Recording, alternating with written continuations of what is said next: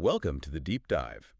You, our listener, the learner, pointed us towards Jacqui Penn's Choose to Change, Easy Steps to Live the Life of Your Dreams. So think of this as getting straight to the heart of it. Right. Our mission today. Pull out those key insights, the actionable stuff from Penn's book that could genuinely spark some personal growth and, a happier mindset for you. Sounds good. You picked the book, so let's dive in and see what jumps out. Absolutely. So Penn's whole approach, it really centers on this powerful idea. You have the power, the actual ability to influence how you feel and sort of shape who you see yourself as. Okay, so it's internal. Exactly. She suggests a lot of negative thinking comes from, subconscious programming, stuff that gets in the way of the inner peace she believes is already there. Already there, so we just cover it up. Kind of. We let thoughts stir up stress and anxiety, hiding that natural calm. It's quite a perspective, thinking it's an inherent resource we just need to uncover. Okay, so Penn starts off by highlighting a really basic first step, simply wanting to change. Seems obvious, maybe? Yeah, but it's fundamental. Recognizing that desire is the starting point. And I like her analogy straight away. No light without dark, no good without bad. It grounds it, doesn't it? Contrast is just part of life. Precisely. And that sets the stage for her examples, people like Edison, Lincoln, J.K. Rowling, folks who achieved amazing things through sheer determination. Right. Not saying we have to be Edison, but that the capacity for perseverance is in all of us, that belief in yourself. Exactly. Self-efficacy. And she really pushes breaking things down, small steps. Yeah, not some massive overnight transformation. Yeah. Which feels more doable. Much more. Plus, she mentions practical tools, a checklist PDF, a workbook for people who like that structure, helps keep you on track. That fits with, what we know about habits. Small changes stick better. That focus on small steps is crucial. Which brings us to her first chapter, No Excuses. Here she tackles those barriers we put up. The excuses. We're good at those. Aren't we just... She argues you need an open mind and you have to actually believe you can change. It's amazing how often we just, rationalize being unhappy. Oh, yeah. I'm just not like that. Or it's too late. Heard those before. Penn suggests these excuses often mean we aren't really committed deep down to living differently. It's that fixed versus growth mindset idea, isn't it? Spot on. Are your abilities fixed or can you develop them? And she uses a great analogy, artists honing their skills, practice, mistakes, dedication. It's not magic, it's effort. Right. Which leads to her exercise. Yeah. Pick one thing to change and one small action now. Just one. Okay. And she even says, if that action feels too big, make it smaller. Address the excuse before it even starts. What really stood out for me there was the difference between chasing stuff, material things, and finding inner peace. Yes, that's core. She quotes Buddha, live in the present moment wisely and earnestly. Find contentment now. Don't postpone happiness. That's powerful. Uh-oh. And resonates with mindfulness practices. Definitely. Then there's that other tool, the I could, I should, I might, I will questions. Yeah. What's the point of those again? To dig past the surface excuses, Find out what's really stopping you, your real hesitations, helps clarify your intentions. Intentions, okay. She even brings in Roberto Saggioli, the I can being your ability and the I will being that drive, that motivation. You need both. You need the belief and the will. Makes sense. And she lands that chapter with a punchy quote from George Washington Carver. Something like, 99% of failures come from people who have the habit of making excuses. Ouch. Pretty direct, but it sticks with you. It does. Okay, so chapter 2, tell the truth. This moves into what? Social pressures? Yeah, how we often end up doing what others want or what we think they want instead of listening to ourselves. She mentions the Toltec agreement. Be impeccable with your word. Which isn't just about not lying, right? It's about your words matching your actual feelings. Exactly. Being authentic. How often do we say yes when we mean no, just to be polite or avoid conflict? All the time. And then you feel resentful. Penn talks about the power of just saying no when something doesn't feel right. It's liberating. It really is. She uses that attributed Dr. Seuss line. Those who mind do not matter, and those who matter do not mind. Love that. Basically, value the opinions of people who care and don't sweat the rest too much. Healthy boundaries. Precisely. It's not about being callous, just protecting your own peace. And learning from the times you didn't speak your truth, either fix it or commit to being more honest next time. And her practical tip, asking for time to think before agreeing. Genius. Just gives you that space, doesn't it, to check in with yourself. Totally transformative, that little pause. She finishes with Shakespeare. No legacy is so rich as honesty really emphasizes the long-term value. Builds trust, maintains integrity. Very Okay, clear. chapter 3, let it go. This sounds important. Hugely. It's about the emotional weight we carry from past hurts, disappointments, injustices, the stuff that plays on repeat in our heads. Oh, that mental loop. Exactly. And her point is quite stark, really. The past is done. You can't change it. So what? Just switch it off. Well, more like acknowledge the thought, then consciously choose to release it. Processing is okay, she says, but don't let it become endless dwelling. That keeps you stuck. Right. And she points out, people often won't admit they were wrong just to make us feel better. That's a tough truth. We have to find our own peace with it. The story about the client wanting an apology, it shows the difference between a forced sorry and real remorse. Big difference. Yeah. So we need to reflect. Was it injustice or maybe a truth I didn't like? Did they believe they were right? That self-reflection is key. And she quotes Epictetus basically, wish for things to be as they are, accept what you can't control. That's where tranquility lies. Acceptance. Okay. Leads into chapter 4. Admit you're wrong. Oh. Hard one. Yeah, definitely challenging. We tend to think we're right, don't we? But that can block growth. And just lead to arguments and bad feelings. Exactly. She talks about that internal conflict when you know you messed up, but your ego digs its heels in. Stubbornness just drains energy. But admitting it, even small things, she says it's liberating. Surprisingly so. Like opening floodgates, she says. A sense of relief, even if it doesn't magically fix everything, reduces that inner tension. Focus on the feeling of taking responsibility, not just the potential fallout. I like that. Mm-hmm. She contrasts Beethoven's struggle to admit errors with William Blake's view that wise people's errors make you smile. It's about learning, not weakness. Learning, not weakness. Got it. Okay. Chapter 5 is forgive. How does she frame this? Crucially, she says it's not about condoning bad behavior. It's about freeing yourself from toxic feelings like resentment and anger. So it's for me, not for them. Exactly. It's a gift you give yourself. She talks about the complaint cycle. Venting feels good temporarily, but constantly reliving hurts mainly harms you. Right. And she suggests people who constantly put others down are often projecting their own stuff. Often, yeah, dealing with their own issues. And she touches on karma versus forgiveness. Waiting for karma might feel just, but focusing on it keeps you tied to the hurt. So letting go through forgiveness actually boosts your self-esteem because you're taking back control of your emotions. Precisely. It's self-liberation. Choosing to release the past. It ties back to that whole theme of letting go for inner peace. Makes sense. So next up, chapter 6, positive thinking. Right. And she starts with a neat story from her teaching days, changing don't run to please walk. Small shift, big difference. Shows how easily we default to the negative, doesn't it? That negativity bias psychologists talk about. Totally. So she stresses actively challenging those negative thoughts. Focus on what you do have, your blessings, not what's lacking. Positivity is being present, clearing out mental clutter, like dusting off cobwebs. Good way to put it. And she suggests trying a positive challenge. Focus positively for an hour or a day. If you slip, just extend the time. Build that mental muscle. Persistence. Don't just give up. Exactly. And starting the day positively, music, a nice picture, whatever works for you, set a good intention. Then reflect on the good stuff before bed. Bookending the day with positivity. Mm-hmm. And the Dalai Lama quote she uses ties it all together. In order to carry a positive action, we must develop here a positive vision. Your mindset drives your actions. Which leads us into part 2, the new you. Okay. Okay.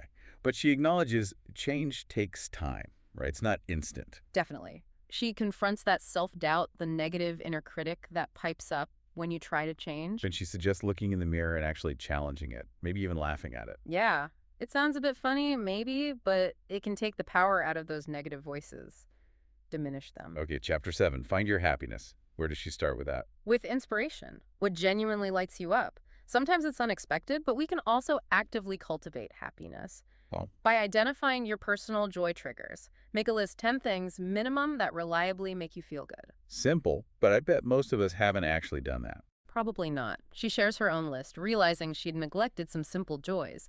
It's about creating your own feel-good menu. Like the decluttering example, even chores can be joyful for some people. It's personal. Exactly. And the key step, pick one thing from your list, just one, and do it every single day. Intentionally schedule joy. Yes. Prioritize your well-being and plan for bigger happiness goals too, breaking them down. She wraps up with that Anne Frank quote about everyone's untapped potential. Inspiring. Then, Chapter 8, be who you want to be. How do you figure that out? She has an exercise. 3 words for you now. 3 for someone you admire. 3 for your ideal self. Gets you thinking. Clarifies what you're aiming for. Right. And she talks about the public face we sometimes wear. If we can be more positive for others, maybe we can cultivate that internally too. And be more consistent. Yeah. And try acting like the person you want to be. Experiment. See how it feels. Draw inspiration from positive people. Like Emerson said, the only person you are destined to become is the person you decide to be. You choose. Powerful stuff. Chapter 9 gets back to small steps, especially if you keep failing at big goals. That frustration is real. Totally. And she stresses, make sure the goal is yours, not something someone else wants for you. Oh, that's crucial. Is it my dream or theirs? Exactly. She compares 2 entrepreneurs, one steady, sustainable, the other rushing, burning out. Enjoy the journey, she says. Wayne Dyer's stuff too, happiness now. Right, not just at the finish line. And Van Gogh's quote fits perfectly. Great things are done by a series of small things brought together. It's cumulative. Okay, Chapter 10, blow away the cobwebs, getting out of ruts. Exactly, those routines that keep us stuck. Doing something different, anything, can wake up your senses. Like walking instead of driving or taking a new route. Yeah. She mentions rediscovering cycling herself, just breaking the pattern, visiting a park, exploring locally, shake things up. That Spanish proverb is great. Habits begin as cobwebs and end up as chains. Wow. Hits hard, doesn't it? And Amelia Earhart on just deciding to act, that's the hard part, overcoming the inertia. So true. Okay, Chapter 11. Wake up earlier. Really? I know, it sounds counterintuitive, especially if you're tired. But she suggests just half an hour earlier. Why? To avoid that morning rush and stress, to have some quiet, intentional time before the day hits. She found it made a huge difference herself, even though she was skeptical. Less frantic, more calm. I can see that. Even just 15 minutes might help. Any extra quiet time can set a better tone. Like Benjamin Franklin said, the early morning has gold in its mouth, using that time wisely. Okay, Chapter 12. Talk yourself into something good. Yeah. Self-talk again. Yeah, she dives deep into it. We all have that inner monologue, constantly affirming things, positive or negative. And the negative stuff reinforces negative beliefs, a cycle. Exactly. So challenge it consciously. Her exercise. Mirror, stand tall, smile, say, I can do this. I will do this. Sounds a bit cheesy, but maybe effective. It can be surprisingly powerful. It's about shifting your internal state physically and mentally. Create a positive affirmation for the day. Repeat it. You start to believe it. Like Marcus Aurelius said, happiness is in your way of thinking. Penn gives examples too. Simple ones. Yeah, practical starting points.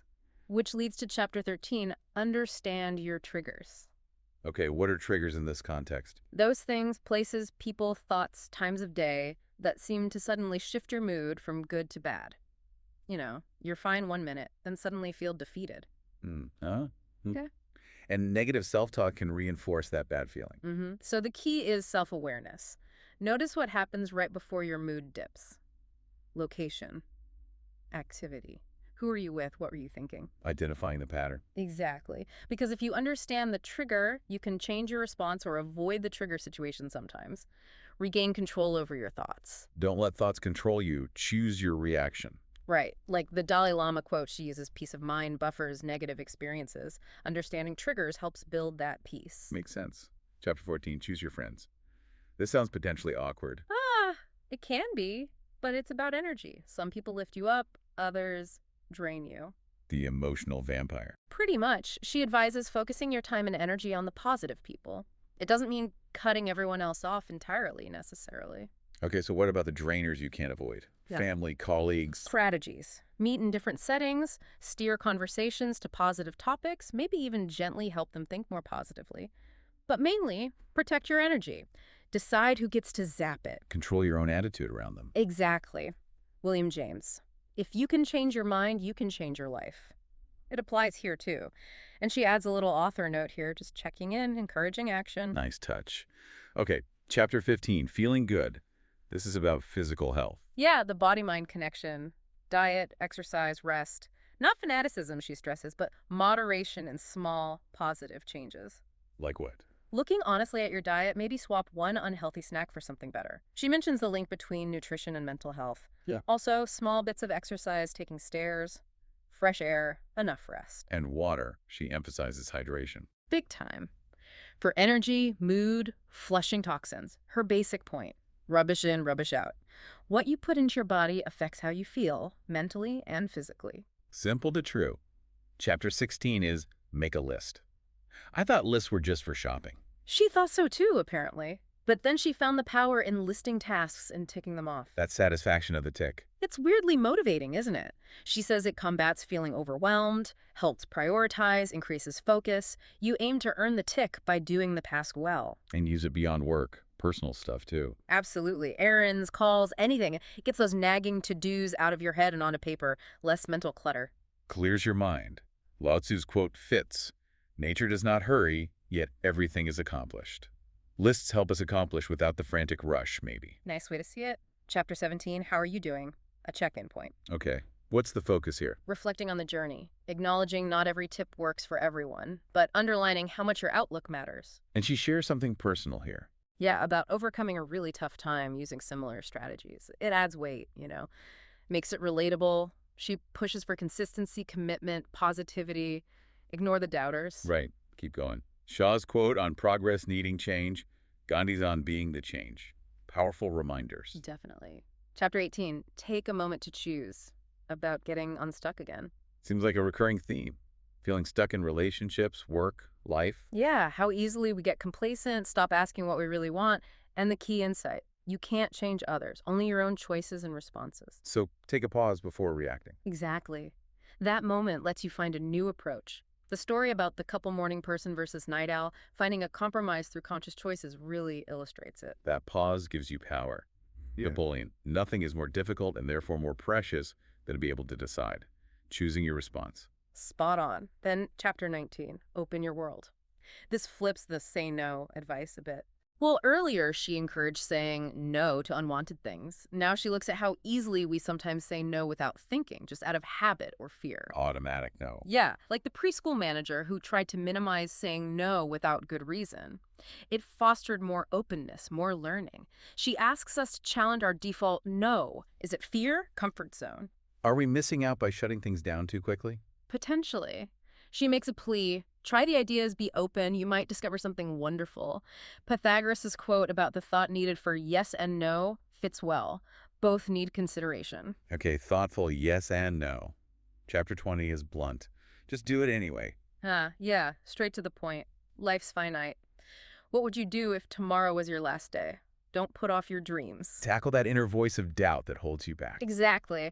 And the story about her 80-year-old mom riding a Harley? Fantastic. That's brilliant. Shows it's never too late. Make the decision, then act. Focus on how good you'll feel after you've done it. Don't let others hold you back. Pursue your passions. Thoreau. Live in the present. Seize the day. Love it. Chapter 21. Step out of your comfort zone. Different from reckless risk-taking, right? Yes, she makes that distinction. It's about intentionally pushing your boundaries, even if it's scary. Fear, maybe excitement, but potential reward. Big potential rewards. And her message is, regret what you didn't try, not what you tried and maybe didn't succeed at. View attempts as learning. Better to try and fail than. Well, she has a funny saying about that. She does. And her own story of moving to Spain, a big risk, makes it real. Weigh the pros and cons, sure, but don't get paralyzed by what if. Except some risks don't pan out, learn, move on. Shakespeare. Boldness be my friend. Embrace it. Exactly. Chapter 22, Walk Tall. About confidence. How we carry ourselves, but confidence isn't just loudness, is it? No, she clarifies that it's trust in your abilities. Right. And it's learnable. Back to affirmations. That's part of it, but also posture, shoulders back. Smiling, eye contact. These things actually make you feel more confident, and others respond differently too. Creates a positive loop. And speaking clearly, not rushing, dressing comfortably but presentably, preparing for new things builds confidence too, and accepting compliments. Yeah, gracefully taking praise. Mark Twain's line about living for 2 months on a good compliment. It matters. It really does. Okay, chapter 23, your glass is always full. The optimism chapter. Half full versus half empty. Classic. Right. And she mentions research linking optimism to happiness, wealth, health. Pessimism is self-limiting. And her reframe. The top half is full of air. It's never truly empty. Nice perspective shift. Gratitude is the key tool here. Choose to be thankful. Make a list of blessings, big and small. Friends, family, health, sunshine. Could be endless. Exactly. Keep the list visible, add to it. Focusing on abundance fills your metaphorical glass and attracts more positivity. William James again. Pessimism leads to weakness, optimism to power. Powerful choice. Chapter 24, Life Isn't a Competition. Important reminder. Very. We compare ourselves constantly, look up to others. But we don't know their inner reality. Wealth doesn't equal peace. Be careful what you wish for. We only see the surface. Exactly. So stop comparing. You don't know their struggles. People hide the tough stuff. Maybe look at those less fortunate sometimes for perspective. The main message. Be yourself. Everyone has flaws. We're all just human. Her story about the homeless man, Paul, having inner richness despite lacking possessions, very poignant. Viewing life as a competition is just futile, depressing. Lao Tzu. Be content being yourself, don't compare, and people respect you. Simple but profound. Beautifully put. Yeah. And finally, chapter 25, are you proud of yourself? The wrap-up. A nice, encouraging note from her. Yeah, thanking the reader for sticking with it. Acknowledging some might still be skeptical, but celebrating those who found useful ideas. And advising people who skipped exercises to maybe go back, slow down. Mindset shifts take time. Exactly. Reread it later, absorb more, believe in yourself, and reward your progress. Reward the small steps. Definitely. Small, enjoyable rewards, acknowledge your effort, reinforce the positive changes, helps keep you going towards bigger goals too. Connects reward to accomplishment. Moliere. The greater the obstacle, the more glory in overcoming it. Nice ending. It is.